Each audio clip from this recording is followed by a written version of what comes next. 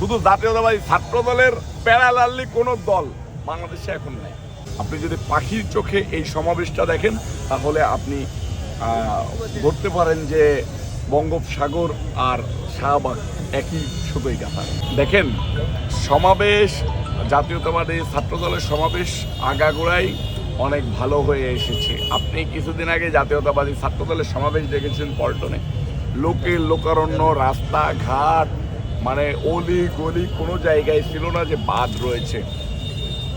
স্বৈরাচার হাসিনা সরকারের সময়ও এই ছাত্রনেতারা জেল, জুলুম, হামলা, মামলা, গুম শিকার হয়েও জাতীয়তাবাদী ছাত্র দলের সকল সমাবেশকে লক্ষ লক্ষ লোক দিয়ে পরিপূর্ণ করে দিয়েছে। তো স্বৈরাচার হাসিনার বিদায় হয়েছে, এরা স্বাচ্ছন্দ্যভাবে আসতে পারবে, এটা চিন্তা করে আপনি এইখানে জনসমুদ্র দেখবেন, ছাত্র জনসমুদ্র দেখবেন। জাতীয়তাবাদী ছাত্র দলের তো বিএনপির একটা অঙ্গ সংগঠন, জাতীয়তাবাদী ছাত্র দলের সমমনা দল এই মুহূর্তে আর বাংলাদেশে নেই। তো আমি মনে করতেছি যে কালকে এই শাহবাগ সহ শাহবাগের আশপাশের এলাকা জনসমুদ্রে পরিণত হবে।